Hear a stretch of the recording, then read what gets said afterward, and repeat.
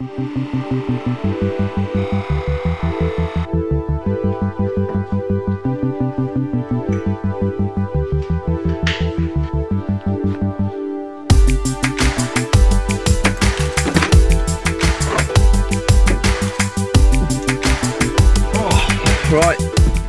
hello everyone, welcome to the video. So I wasn't even planning on filming today just because I'm carrying a bit of fatigue from playing football last night, and I was like contemplating like having an extra rest day.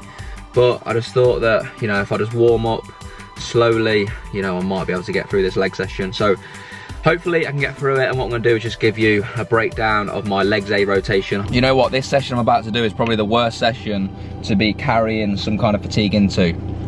I mean, no session is ideal to be going in with fatigue, but this session I think is pretty brutal.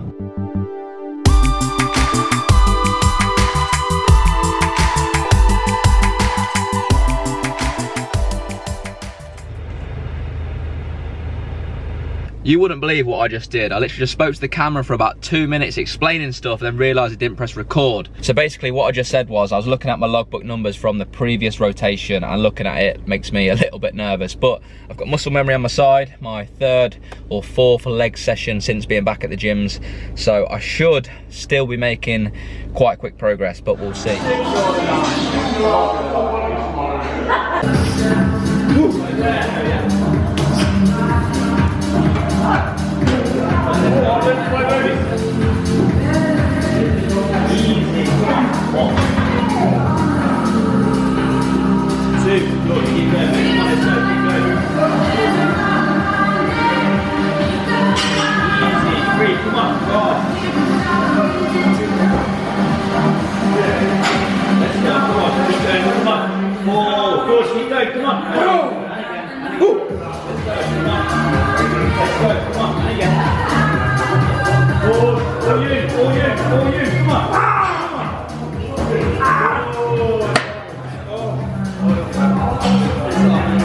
Boys and girls, welcome to the voiceover segment of the video. I've got 5 minutes worth of footage to get through without stuttering. I mean, chances are quite slim, but I'll give it my best go. You know, speaking to a phone or camera or whatever for 5 minutes straight is pretty difficult. I challenge anyone to, you know, give it a go unless you're really good at speaking. I think that's my problem. I'm not like a good speaker. It's not the camera. I'm just not a great speaker, but it's fine. We'll get through it. So before we get underway, remember to drop this video a like and subscribe to the channel. That helps me out a ton. So the first set you just seen was my top set, 4 plates on the Atlantis pendulum. So I've got 4 plus 1. It's meant to be a 6 to 9 rep range, so not ideal. I think, you know, if I wasn't carrying the fatigue I was, you know, carrying, I'd definitely have, I think, got 6, but is what it is. Next session we'll get it. Prior to the gym's closing, I had that weight for 7 plus 1, so we're not even far off where we was, so I can't grumble too much. It'll soon be back, and yeah, so back off set here as well that you're just seeing. So that's 3 plates. I got 13 reps, so only dropped 1 rep, and it was 10 kilos more a load. So yeah, can't grumble at all.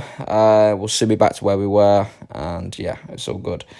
Next exercise is this Cybex prone leg curl.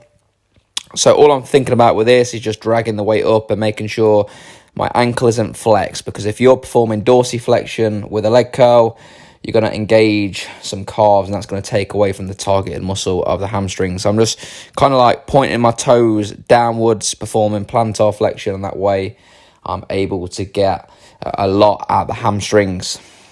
I'm ready to talk about the next clip. I'm not even there yet. I'm still doing leg curls. Let's just look at my white legs that are in desperate need of a tan. That's something I am going to do soon. Go on a sunbed again. But yeah, once this clip is finished, we then go on to, I say we, like I'm with someone. I'm not with anyone. I'm on my own. I went on a leg extension. So as you can see here, I'm using some straps, which some people might be like, what the hell is he doing using like deadlift straps on a leg extension? The reason behind it is just to create more stability. So if I'm able to, you know, if I'm not using straps, I'm finding it hard to keep my body in the machine, if that makes sense, because the weight kind of pulls you up. So having them straps creates more stability, and if I've got more stability, I can create more force. And if I'm creating more force, that means I'm moving more load. So if I'm moving an extra 20 kilos on a leg extension and training accurately, 20 kilos more load through the quads is going to accrue more tissue in the long run. So that's the rationale behind that. I seen someone do it like maybe 6 months, a year ago, and I was like, that's a really good idea. And it, it honestly changed, the accuracy, I think, of how much I'm getting out of my quads. So after that, after leg extensions, I just did 3 straight sets of calves. So when you're doing calf training, not that I can speak about having good calves, because I certainly haven't. I'm not really bothered either, to be honest with you. But you got 2 muscles in the calves. You've got the gastrocnemius, so to target that muscle, you want to do something standing like this. And to target the soleus muscle, the other head of the calves, you want to do something seated. You ideally want, at least an 80-degree bend in your knee to target that soleus really well. So after that, I did some hip adductors. Never really done these before, to be honest with you. So when I'm doing these, you notice I'm not really kind of abducting on the eccentric too far, and that's because I'm really such a stiff individual, and I am working on my flexibility. But I've got this in mainly to just prevent injuries, because for me, I've had a lot of like groin injuries and stuff playing football, and I put that down to having underdeveloped adductors and abductors. So I will be, like I said, stretching to try and improve my mobility and just strengthening up to prevent injuries. And the last exercise is this pivoting leg press. So as far as leg presses go, this is the best one I've ever used, and that's just due to my poor mobility. So there's probably a lot of good leg presses I have used, but due to my mechanics, because of, my bad mobility, I've never had them in. But I've got this in because it is getting better at my range of motion, and it's an exercise where I don't load my lower back, which is very beneficial. So I'm going to keep this in for a little while.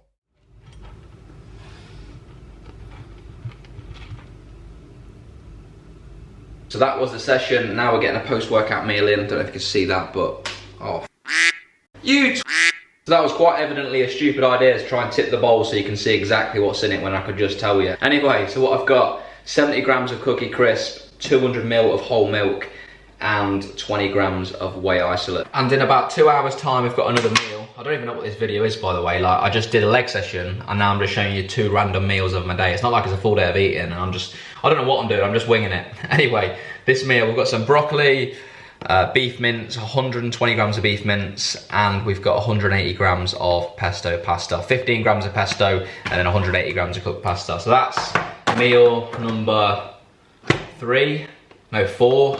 Anyway, like I was saying, this video doesn't have a lot of direction at all. I had no plans to film a video, but thinking about doing a Q&A video, just because, let's be honest, when I'm very busy with work and things like that, a Q&A is just like very easy to get out. It's not very time consuming. So if you've got a question, leave it in the comments. I've just had to cut that last clip because I was just waffling for about 2 minutes about nothing really. I just rewatched the clip and I was like, this is pointless. So I'm ending it here. Like the video, comment a question so I can film a Q&A, subscribe to the channel, and I'll see you in the next video. See you later.